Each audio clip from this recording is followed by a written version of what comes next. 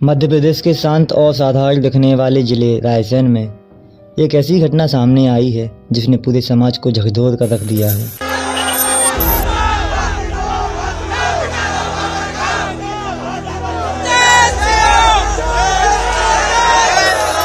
सिर्फ 6 साल की एक मासूम बच्ची जिसके हाथों में खिलौने होने चाहिए थे, वो आज अस्पताल के बिस्तर पर जिंदगी से संघर्ष कर रही है। यह कहानी सिर्फ एक केस नहीं है, हमारी सामाजिक जिम्मेदारी का आईना है। हेलो दोस्तों, मैं हूं नीलेश और आप देख रहे हैं एक ऐसी सच्ची घटना पर आधारित डॉक्यूमेंट्री। दिन बिल्कुल सामान्य था। बच्ची अपने घर पर खेल रही थी। किसी को अंदाजा भी नहीं था कि कुछ ही देर में सब कुछ बदलने वाला है। परिवार को जब बच्ची तलाशने पर भी नहीं मिली तो चिंता बढ़ने लगी।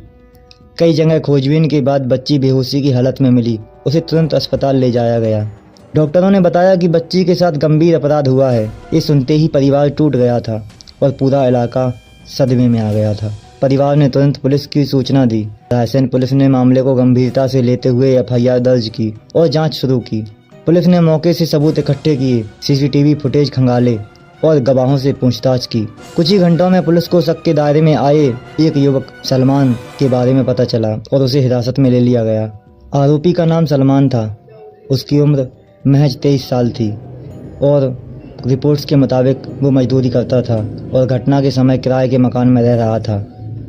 दिनांक 21 नवंबर 2025 आरोपी ने कथित तौर पर बच्ची को चॉकलेट देने के बहाने से बुलाया और भरोसा दिलाया।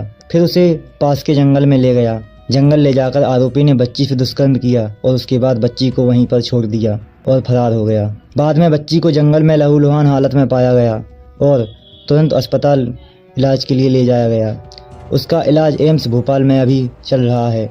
घटना के बाद पुलिस ने आरोपी की पहचान सलमान के रूप में कर ली थी, लेकिन घटना के 4 दिन बाद भी आरोपी गिरफ्तार नहीं हुआ था। इस नाकामी के चलते तत्कालीन जिले के पुलिस अधीक्षक यानी कि एसपी को हटा दिया गया। पुलिस ने आरोपी की तलाश के लिए कई टीमें, ड्रोन, छापेमारी आदि शुरू की। साथ ही आरोपी के सुराग देने वालों के लिए पुरस्कार राशि इनाम घोषित की गई। जनता में भी भारी आक्रोश था। प्रदर्शन, चक्का जाम, कैंडल मार्च आदि हुए। अब बात करते हैं भारत के कानून की। जब किसी बच्चे यानी 18 साल से कम उम्र के साथ यौन अपराध होता है तो उस पर पॉस्को एक्ट 2012 लागू होता है। इस कानून में आरोपी को कठोर सजा, केस के लिए फास्ट ट्रैक जांच और मेडिकल सहायता एवं बच्चे की पहचान गुप्त रखने का पूरा प्रावधान होता है। ऐसे अपराध में न्यूनतम 10 साल की सजा और अधिकतम आजीवन कारावास तक हो सकता है। दुखद यह है कि ऐसे मामलों में अक्सर अपराधी वही होते हैं जिनको बच्चा जानता है या जो उनके आसपास के होते हैं।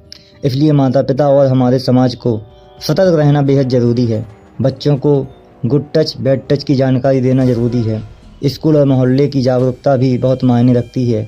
याद रखें, एक बच्चा तभी सुरक्षित होगा जब ही हमारा समाज सुरक्षित होगा।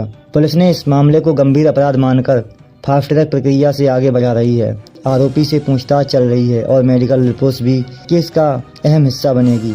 पूरे क्षेत्र में और पूरे मध्य प्रदेश में बच्ची के स्वस्थ होने की प्रार्थनाएं की जा रही हैं और लोग उम्मीद कर रहे हैं कि कोर्ट बड़ी से बड़ी सजा देगा। यह घटना हमें याद दिलाती है कि बच्चों की सुरक्षा सिर्फ परिवार की नहीं बल्कि पूरे समाज की जिम्मेदारी है। अगर आपको कहीं भी किसी बच्चे पर हिंसा, छेड़छाड़ या कोई संदिग्ध गतिविधि दिखे तो तुरंत चाइल्ड हेल्पलाइन नंबर 1098 पर कॉल करें।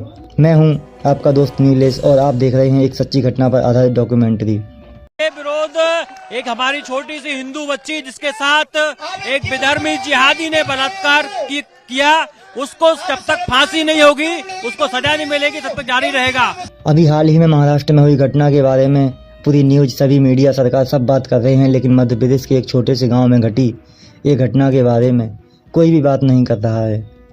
अगर आप इस घटना को या उस बच्ची को न्याय दिलाना चाहते हैं तो इस वीडियो को शेयर करें और जन जन तक इस केस को पहुंचाएं ताकि सबको पता चले कि उस बच्ची के साथ कितना अन्याय हुआ है।